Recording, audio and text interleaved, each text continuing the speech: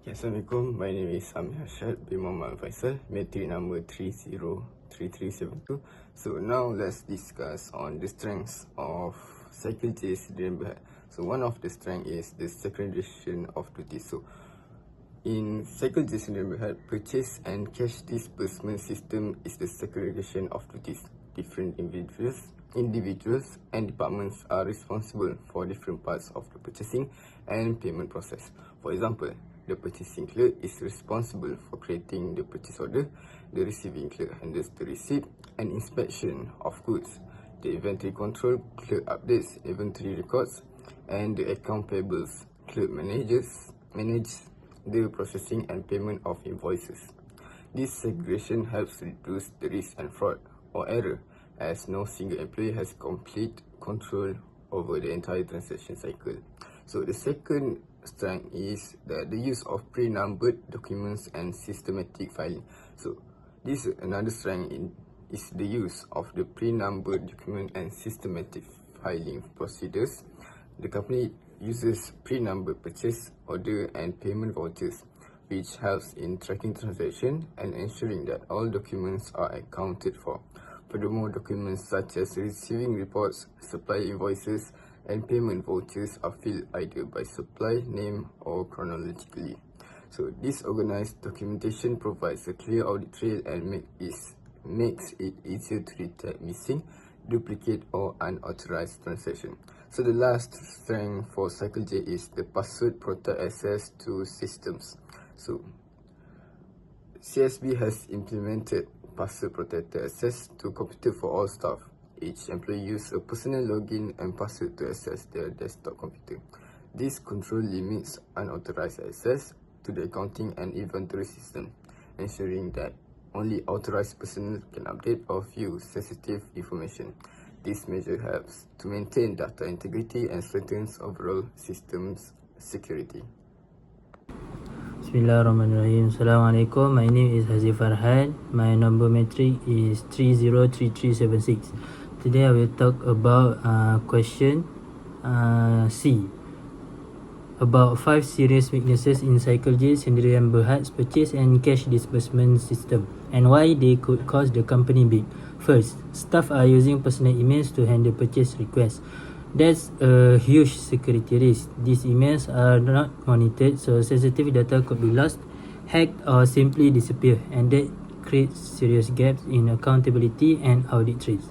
Second, the company still relies on manual systems. Department work on separate unconnected computers. This leads to errors, duplicated data, and slow communication. In a fast-paced environment, outdated info is very dangerous. Third, there is no segregation of duties. The same person prepares the payment voucher, signs the check, and manages the checkbook. That's a textbook example of poor internal control and a perfect setup for fraud.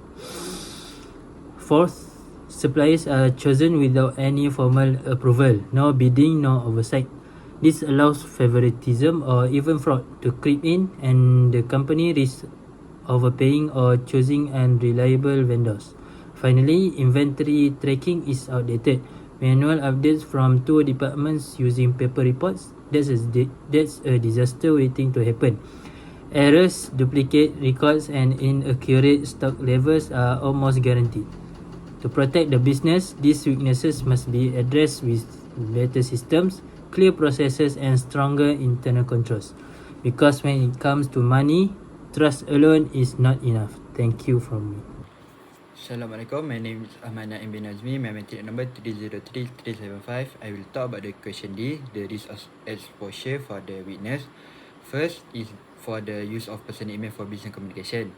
It can cause us loss of audit trail, potential data leak, and impersonation or unauthorized change. Second, lack of system integration and manual processing.